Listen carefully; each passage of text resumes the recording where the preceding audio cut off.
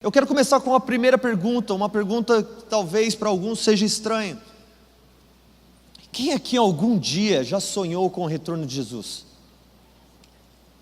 Mantenha sua mão levantada bem alto. Olha ao seu redor. Você achava que você estava sozinha nisso, não estava? Não pensou? Pensou que você era louca? Queridos, tem algo acontecendo na nossa geração incomum. Tem algo borbulhando no meio do coração dos jovens, um sentimento de urgência, que creio eu não ser comum no meio da história. E é preciso observar o que é que o Espírito Santo está fazendo nas nações. Eu me lembro quando eu sonhei. Eu me lembro do efeito que isso causou no meu coração. Eu me lembro do sentimento de impotência quanto àquilo que estava para acontecer. O sentimento era tão grande que eu acordei no meio da madrugada chorando, rolei da cama, caí de cara no chão, em lágrimas. Deus, não! Porque o sentimento é: eu ainda não estou pronto, é cedo demais. Sabe o que eu estou falando? A declaração que eu quero fazer é de que vai haver um casamento. Nessa tarde eu quero que você saia com isso estampado na sua mente e no seu coração. Nós estamos caminhando para um casamento. E como convidados ou como noiva, nós precisamos nos preparar. Nós como corpo, no plural, no corporativo, nós somos a noiva de Cristo. Homens, vocês também são a noiva de Cristo. Obrigado, Senhor. Vocês guerreiros do Senhor. No individual, como cristãos, nós também somos e temos um papel fundamental na preparação para esse casamento. A minha satisfação e a minha esperança, a paz que eu carrego no meu interior, está lá em Apocalipse 19, quando a declaração é feita: a noiva se fez pronta. Aleluia, Senhor. Obrigado porque o Senhor já nos contou o final da história. Obrigado porque nós temos um livro que já foi escrito, e esse livro não muda, esse livro não pode ser apagado, esse livro não vai voltar atrás, porque o próprio Deus é quem declarou: a noiva se fez pronta. E às vezes nós olhamos para a igreja nesses dias, na situação atual que nós nos encontramos, e às vezes nós mesmos acusamos a igreja: essa igreja é assim, esse pregador é assim, essa igreja faz assim assada, que horrível, porque a igreja é inútil, porque a igreja é imatura, porque a igreja não é relevante, porque a igreja não faz nada. Queridos, a minha esperança é essa: não importa onde nós estamos agora, Jesus terá a sua noiva pronta. Jesus terá uma noiva preparada, que a ela foi dado de vestir vestes de linho fino e puro, e esses linhos são as orações, na verdade os atos de justiça dos santos. Nós estamos nos preparando, e o Novo Testamento é cheio de linguagem a respeito desse casamento. E esse casamento, eu até acredito que alguns de vocês já até tiveram sonhos desse tipo, de que você estava indo para um casamento e você não estava pronto. Alguém assumiria? Ou você estava indo para um lugar e estava faltando sapato, ou estava faltando a camisa. Louvado seja Deus, porque Ele não nos abandona, Ele não nos deixa só. Sabe que todas as vezes no Novo Testamento, que Jesus, nos Evangelhos, que Jesus fala a respeito desse grande dia, do dia do seu retorno, do dia que a igreja se tornará um com Ele, todas as vezes que Ele fala a respeito desses dias antecedendo o seu retorno, Ele finaliza, ou Ele usa como transição duas palavras ou dois ensinamentos. Ou Ele ensina a respeito de vigiar, porque eu estou voltando, por isso vigiai. E a segunda coisa: porque eu estou voltando, por isso orai. São as duas coisas que Jesus diz serem fundamentais para você e eu estarmos prontos como igreja, como corpo, como filhos de Deus, porque a não ser que nós vigiemos e oremos, naquele dia nós seremos encontrados como aqueles que se perderam como aqueles que ficaram confusos, como aqueles que ficaram sem esperança, como aqueles que perderam a alegria da salvação e se desviaram e se foram. Ele diz, é inevitável, lá em Lucas 18, ele acabou de falar sobre o fim dos tempos, sobre os dias antes do seu retorno, e ele diz, por isso eu vou ensinar uma parábola para vocês a respeito do dever de sempre orar, porque se vocês não orarem, vocês irão perder a esperança. Lucas 21, ele também fala sobre o final dos tempos, fala sobre os dias antecedendo o seu retorno, e aí ele termina e ele diz, por isso, vigiai, pois não sabei quando é que isso vai acontecer, então estejais prontos, para que aquele dia não vos pegue de surpresa. A minha oração nesse dia para vocês, é de que sim, nós sejamos um, mas de que nós sejamos um com Ele primeiro, porque é o que fará com que nós olhemos com misericórdia e graça uns para com os outros, é o que fará com que nós olhemos uns para com os outros com sentimento de amor, de paixão, mesmo que você seja mais fraco, mesmo que você seja maior, mesmo que você ore menos, mesmo que você ore mais, eu vou olhar para você sabendo de que nós passaremos a eternidade em unidade com Cristo, em unidade uns com os outros. Abre comigo lá em Mateus 25. Vocês estão aí, gente? Estão comigo? Quem aqui acredita que você faz parte da geração que verá Jesus retornando dos céus? Ok, vocês acreditam nisso então, né? O resto que não levantou a mão, Senhor, fala com eles. Se nós não somos a geração que verá Jesus rompendo os céus, nós pelo menos somos os pais daquela geração. Pelo menos isso. Porque são muitos os sinais que nós não podemos negar. São muitas as coisas que estão acontecendo que nós não podemos ignorar e dizer, isso não tem a ver com isso. Mateus 24 pode deixar em Mateus 25, Mateus 24 é a passagem mais clara e esclarecedora que Jesus traz aos seus discípulos a respeito do seu retorno, a respeito dos dias que nós estamos para viver. E ele meio que dá um panorama a respeito daquilo que vai acontecer, deixando os discípulos um pouco preocupados. Porque peraí, Jesus, eu achei que ia ser incrível. Ele falou, vai ser incrível para vocês, mas o mundo não sabe o que está para vir, porque eu virei como um ladrão, porque vai vir sobre eles de uma maneira que eles não vão conseguir lidar. Vai ser vergonhoso para aqueles que não aceitaram ou ignoraram as minhas palavras, ignoraram o meu convite para o amor. E aí, no final do capítulo 24, lá no versículo 36, ele diz assim, mas quanto dia e a hora ninguém sabe, nem os anjos dos céus, nem o Filho, senão somente o Pai. Pois a vinda do Filho se dará à semelhança dos dias de Noé, porque nos dias anteriores ao dilúvio, todos comiam, bebiam, casavam-se, davam-se a casamento, até o dia em que Noé entrou na arca, e não se deram conta até que veio o dilúvio e levou a todos. Assim também será a vinda do Filho do Homem.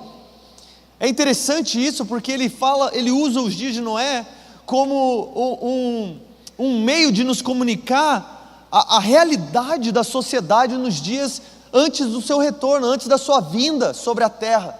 E ele diz assim, a igreja vai estar declarando como Noé declarou, a igreja vai estar dizendo, Jesus está voltando, Jesus está se movendo, os sinais são claros, o senso de urgência está borbulhando no coração de toda a igreja, e lá fora eles vão estar casando, se bebendo, dando-se a casamento, eles vão estar se alegrando e dizendo que desde que os meus pais eram vivos a gente ouve que Jesus está voltando, e desde os apóstolos, 2000 anos que nós estamos esperando Jesus voltar, que voltar nada, que besteira. Vocês ainda acreditam nesse negócio de Bíblia?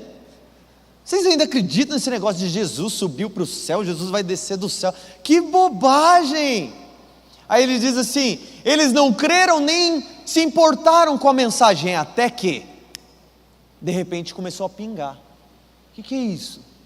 Porque a palavra nos diz que ainda não havia chovido sobre a terra. Começou a pingar. Ih, rapaz, será que Noé estava certo? E agora? O que a gente faz? Corre para a arca! A arca já fechou. Tarde demais. Agora é nadar o quanto você consegue nadar, até você se cansar e afundar. Naquele dia vai ser dessa mesma forma. Nós que estamos ouvindo a mensagem nesse lugar, nós que temos uns aos outros para nos edificar, para nos exortar, para nos encorajar, para usarmos do Espírito Santo em nós, que nos lidera em toda a verdade, para exortar uns aos outros em santidade, em pureza, na busca por Cristo, na busca pela verdade das Escrituras.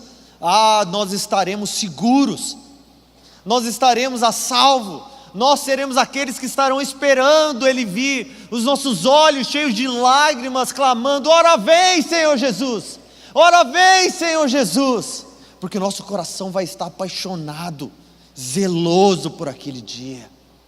Amém? Você vai estar nesse dia desse jeito ou sou só eu? E aí no capítulo 25 ele nos dá uma parábola que você já cansou de ouvir, e eu estou aqui só para te lembrar dela. Eu não estou aqui para ensinar nada, vou só te lembrar. No capítulo 25 ele diz assim: então naquele dia, naquele momento da história, o reino do céu será semelhante a 7 virgens, tomando as suas lâmpadas, saíram ao encontro do noivo. Aqui a parábola diz, chamando essas 10 virgens, ele está falando a respeito de 10 cristãos, aqueles que foram purificados e redimidos pelo sangue do Cordeiro, aqueles que se purificaram pela palavra e pelo testemunho de Cristo, e se mantiveram guardando seus corações na esperança do seu retorno. E essas pessoas puras, todas elas entenderam: o noivo está a caminho.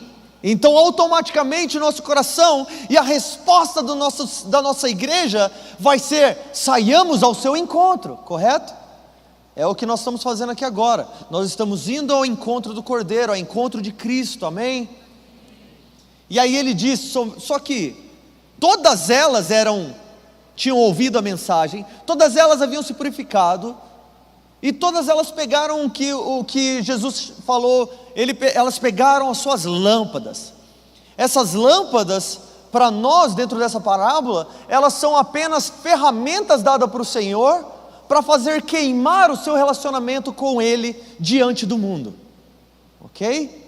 Então, por exemplo, a sua faculdade, a sua profissão, os seus dons, as suas dádivas, o seu ministério, o seu Instagram, o seu Facebook, como é que o mundo te vê? Como é que o mundo olha a sua vida diante de Deus? E como é que você usa essas ferramentas para expor a luz de Cristo no meio da escuridão? Estão acompanhando? E aí ele fala, todas elas pegaram o que elas tinham e saíram ao encontro do noivo. Aí agora a história separa 2 grupos. Ele diz, porém, 5 dessas virgens eram tolas, porque elas olharam para suas lâmpadas e falaram assim: obrigado, Senhor, porque o Senhor me deu tanto talento. Obrigado, Senhor, porque o Senhor me deu uma grande igreja. Olha quantos seguidores eu tenho no Instagram. Minha voz está indo longe. Obrigado, Senhor, por tudo que eu tenho feito. Obrigado pelo meu bacharel, pelo meu mestrado. Obrigado pela minha profissão, quanto dinheiro eu ganho. É o suficiente, porque Jesus está voltando agora mesmo. Ele já está logo ali. E saíram. E aí ele diz, porém, as outras 5 eram sábias. Elas calcularam, elas entenderam a mensagem e elas pensaram: eu não sei quando ele vai voltar, por isso eu preciso carregar comigo não somente a minha ferramenta de relacionamento diante de Deus e dos homens, mas eu preciso carregar comigo aquilo que faz efeito, ou aquilo que dá sentido à minha existência diante de Deus e do mundo, que é o meu relacionamento com Jesus. E aí elas pensaram: bom, Jesus pode estar voltando daqui meia hora, eu vou ter minha lâmpada cheia e nem vou precisar. Porém, e se ele demorar um pouquinho? E se talvez ele demorar um dia, talvez ele vier de madrugada, eu preciso me preparar para esses dias. E elas levaram consigo óleo. O óleo aqui nós chamamos esse óleo de intimidade, óleo de relacionamento, porque é esse óleo que fará a diferença entre a sua lâmpada e a lâmpada do outro do seu lado. Já viu uma lâmpada no escuro? Vamos colocar uma lanterna sem pilha? Já viu uma lanterna sem pilha no escuro?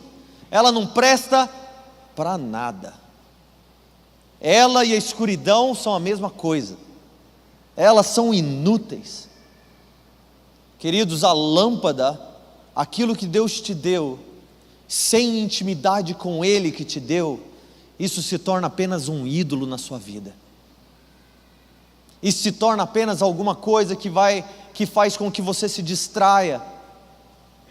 Eu ouvi uma frase essa semana que me chocou, do John Piper, ele falando a seguinte coisa, ele disse assim: uma coisa boa que o Instagram e o Facebook farão no retorno de Cristo, é que eles acusarão todo crente. Como? Provando que a vida de oração não acontecia porque eles não tinham tempo. Como é que é? O Facebook, Instagram e WhatsApp vai provar que nós tínhamos sim tempo, nós só não quisemos. Estão acompanhando, gente? Está pesado? Deixa eu parar? Então tá bom. Falar disso faz com que o meu coração deseje voltar para o lugar de oração. Falar disso faz com que o meu coração deseje voltar para a leitura da Bíblia. Faz com que o meu coração deseje caminhar com pessoas que estão caminhando ao encontro do noivo também. Eu espero que seja esse mesmo efeito que esteja acontecendo dentro de você agora. Uma lâmpada sem óleo, ela só serve para colocar na prateleira e você mostrar para todo mundo: olha o tamanho da minha lâmpada, olha só quanta coisa eu conquistei, olha só o que eu sou, olha só o meu nome, olha só que bonito, olha a minha vida de crente. Tá, faz ela queimar agora. Sua vida cristã, sua vida como crente, me diz uma coisa: quando você entra na escuridão, tem alguma diferença entre os que estão no escuro? Sua vida cristã, o seu coração, é como as virgens que carregaram óleo, e mesmo que todos estejam em pecado ao teu redor, você acende ela e você mostra a luz de Cristo? Ou você é como Jesus falou em Mateus 5, de que você é como a lâmpada que foi colocada embaixo da cama, e não causa efeito algum no meio da escuridão? E aí Jesus disse: aquelas virgens saíram, as tolas e as sábias saíram juntas. Vamos embora. E aí elas pararam no lugar: eu acho que aqui tá bom, vamos esperar o noivo, porque o noivo vai passar aqui. Ai, tá demorando o noivo, né? Eu acho que eu vou dar uma descansada aqui. E todas elas sentaram, pestanejaram, deram aquela pescada que de vez em quando a gente dá no culto, sabe? Você dá essa pescada. Aí todas elas dormiram.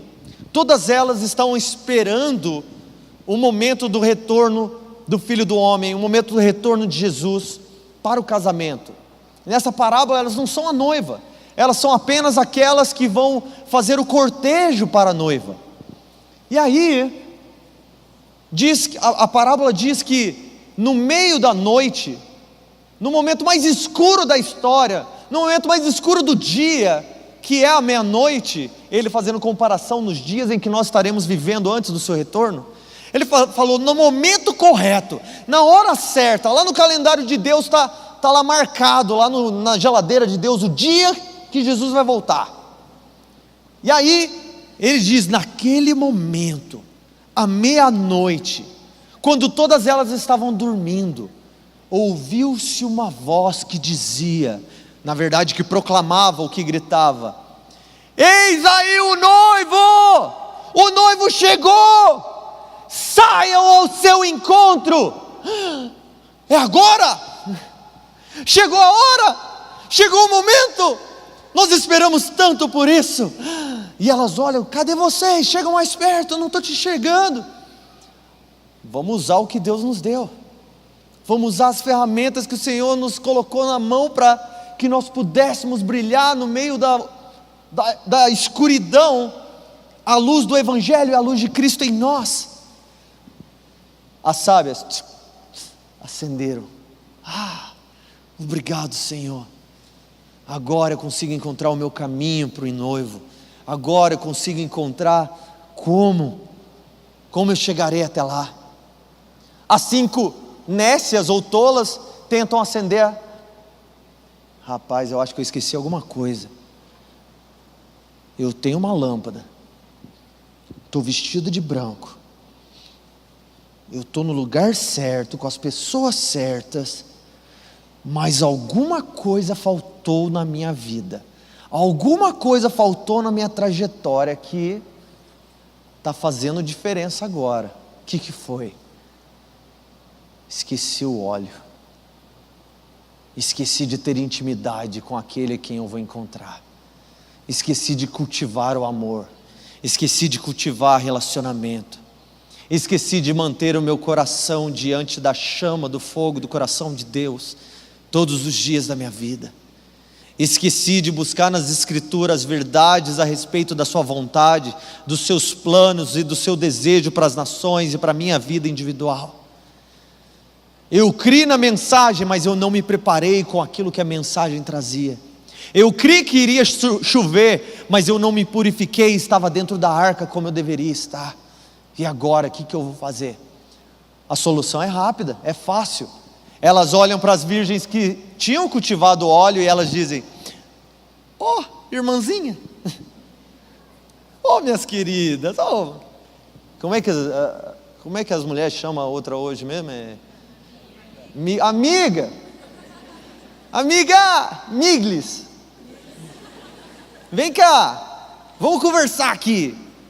Então, eu estou vendo que sua lâmpada está brilhando aí, nossa, que bonita a sua lâmpada. Eu estou vendo que a sua, mesmo grandona, está apagada, né? Toda polida, você poliu. Nossa, olha a minha lâmpada. Mas eu estou vendo que não tem nada brilhando nela. Pois é, eu acho que estava muito ocupada. Eu acho que eu servi demais na igreja. Eu acho que eu estudei demais, trabalhei demais, fiquei no Instagram demais. Seja lá o que você vai naquele dia dizer para o Senhor. Eu vou ter 1000 desculpas para dizer tudo aquilo que eu deveria ter feito e eu não fiz. Eu sei que eu vou. E eu peço misericórdia para o Senhor todos os dias, que naquele dia Ele me dê graça. Mas elas olham e falam assim: vamos combinar, me dá do seu óleo, reparte com a gente aquilo que você tem. As virgens, como Jesus já declarou, elas são sábias, não são idiotas, né? Elas falam: na boa, bom, você é bonitinha, você está aí toda vestidinha, preparada para o casamento, mas você não fez o que você sabia que você deveria ter feito. Eu fiz, e me custou muito. Foram anos, muito esforço. Como me custou juntar esse óleo. Você sabe quanto custa espremer uma azeitona? Sabe quanto custa para juntar esse tantinho de óleo e de azeite aqui? Me custou anos da minha vida. Me custou muito choro. Me custou noites sem dormir. Me custou brigas. Me custou amigos. Pessoas da minha família não olham na minha cara por causa desse azeite. Eu perdi amigos e criei inimigos por causa desse azeite. Eu estou há anos me preparando para esse dia. Você quer que eu te dou isso? Sabe por que elas disseram assim: olha, sinto muito, mas se eu der para você, vai acontecer que eu também vou ficar sem. Então eu não posso compartilhar agora, porque agora já é tarde demais. Vai e compra daqueles que vendem azeite. Sabe por quê?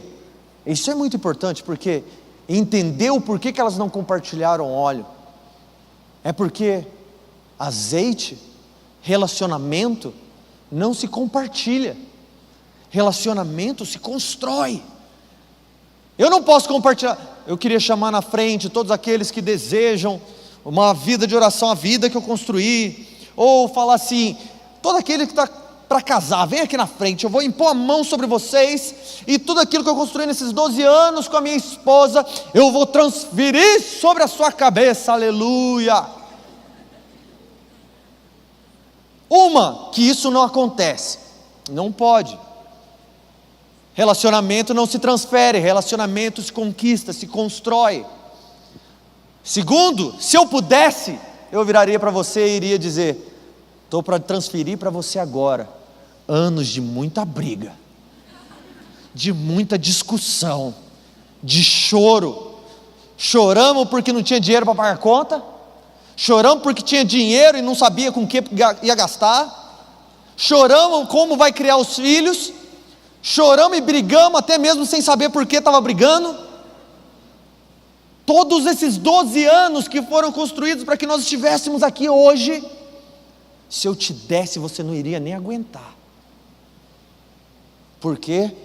Porque demora anos para você aguentar o peso de um casamento de 12 anos. Estava ouvindo que a Ana, eles têm 17 anos de casado.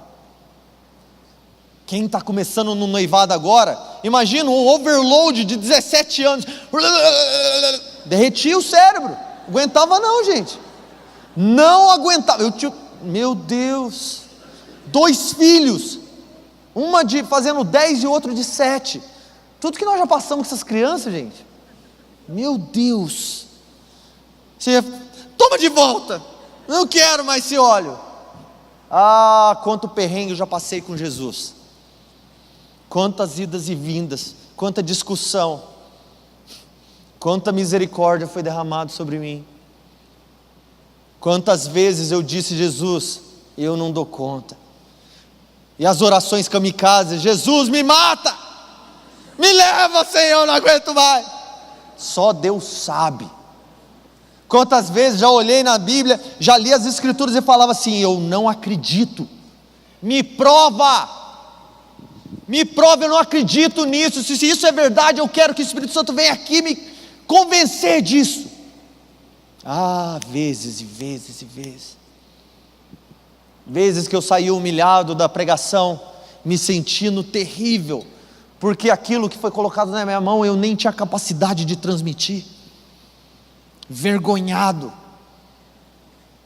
Quantas vezes eu tive que lidar com orgulho, quantas vezes eu tive que lidar com o pecado, quantas vezes eu tive que lidar com pensamentos maus contra os meus irmãos. Isso tudo espremendo azeite, preparando o meu coração. Enquanto tudo isso acontece em diálogo contínuo com o Senhor, Senhor, me perdoa agora, Senhor, fortalece meu espírito. Jesus, eu te amo, eu não vou desistir. Jesus, traz ajuda. Quantas vezes eu me sentindo sozinho no ministério, eu falava, Senhor, eu preciso de amigos, levanta amigos que estejam indo no mesmo caminho que eu, coloca homens do meu lado, que eu olhe e sinta inveja do relacionamento deles com Jesus. Minha esposa sabe, orávamos nós dois, Senhor, mande parceiros, porque nós estamos sós. Isso tudo, relacionamento. E aí vem alguém na última hora e fala assim, eu não fiz nenhum esforço, eu ouvi a mensagem, eu acreditei na mensagem, mas eu não obedeci a mensagem, mas me dá o que você tem. Sinto muito, agora é tarde. Sabe que na volta do Senhor, no dia do casamento, haverão 2 tipos de pessoas, as sábias e as tolas. Mas para uns, Jesus vai ter voltado rápido demais. Jesus vai vir como ladrão, e aí elas vão olhar para ele, mas já, eu não estou pronta, eu não estou vestida, eu não me preparei, e ele vai saber das minhas falhas, agora ele vai ver os meus pecados, eu não estou pronto, mas eu não fiz aquilo que eu sabia que eu tinha que fazer. E o outro lado vão ter aquelas que Jesus demorou demais. Ai, Senhor, eu te amo, quanto tempo eu estou te esperando. Ora vem, Senhor Jesus, quanto tempo eu estou esperando, me preparando, me vestindo, vigiando, orando, olhando para ver se agora é a hora. tentando entender para ver se esse é o momento. Ah, quanto tempo eu estou aqui, simplesmente esperando a hora de te encontrar. O Senhor demorou demais. Quando Jesus ensina o Sermão do Monte, Mateus 5, 6 e 7, ele termina o Sermão do Monte, que é o maior ensino que Jesus nos deixou. Ele diz o seguinte coisa: agora é a prova de que se vocês são os meus amigos ou não.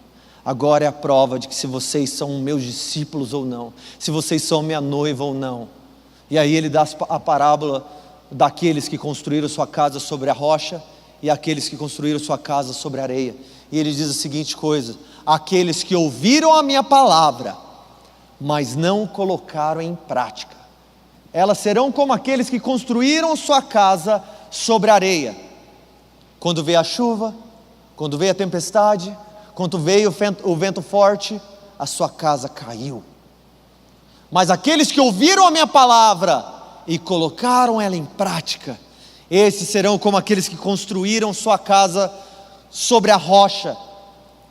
E naquele dia baterá ventos, baterá tempestade, baterá dificuldades, e a sua casa não se abalará, porque ela estará firmada em mim. O seu relacionamento comigo não pode ser destruído, não pode ser roubado, não pode ser transferido, porque é comigo, Ele é eterno. Mas até que venha tudo isso, todas as casinhas vão se parecer iguais. Casinha de todo mundo aqui, bonitinha. Olha tudo que eu construí. Olha quantas vezes eu fui na igreja. Olha o tamanho da minha célula. Olha como eu sou devoto. Olha as minhas pregações. Olha os meus seguidores. Sabe, até que a estrutura interna, até que a base seja colocada à vista. Naquele dia, tudo que está escondido vai ser revelado. Olha lá o que ele estava escondendo. As virgens sábias então saíram ao encontro do noivo e entraram. De repente, passou um tempo. Senhor, abra, chegamos, conseguimos, apalpando, mas chegamos. Ele olha para elas e ele diz assim: afastai-vos de mim, saiam daqui, porque eu não os conheço. Por isso eu sei que aquele óleo era a respeito de relacionamento, porque foi o óleo que fez o fogo queimar, permitindo que elas encontrassem o caminho. E o fato delas não terem encontrado e chegado atrasada, era justamente a declaração dele: saia daqui, porque se você me conhecesse e eu te conhecesse, você teria chegado da maneira certa, na hora certa, com o coração certo. Eu veria o fogo no seu coração queimando de longe no meio da escuridão. Mas você não me ouviu, você não praticou. A mensagem está sendo dada novamente, dia após dia desse púlpito. No meio das nações o Evangelho está sendo pregado. Todos os dias nós ouvimos. Quantos mensageiros, quantos pregadores nós seguimos no Instagram, no Facebook, nós ouvimos a mensagem. Mas será que nós estamos praticando? Será que nós estamos nos relacionando? Queria chamar o Ministério de Louvor, a Ana, pessoal. Será que nós estamos sendo simplesmente ouvintes da palavra de Deus? Será que nós temos o nome daqueles que vivem, mas estão mortos? Será que nós abraçamos aqueles que estão carregando óleo, mas nós mesmos estamos vazios? Será que naquele dia o nosso irmão vai acender uma lâmpada e nós vamos olhar: quando é que você fez isso? Porque nós estávamos no mesmo lugar, nós éramos da mesma célula, da mesma igreja. Enquanto você estava gastando os seus dias no Netflix, enquanto você estava gastando suas horas no WhatsApp, eu estava construindo óleo, eu estava apertando azeite. Infelizmente eu não posso transmitir para você. Jovens, especialmente vocês abaixo de 18 anos, eu quero desafiar vocês a duas coisas. Primeiro, ouçam a mensagem e busquem aplicá-las. ouçam o Evangelho e vivam o Evangelho. Segundo, quem sabe não são vocês as próximas vozes que declararão: eis aí o noivo.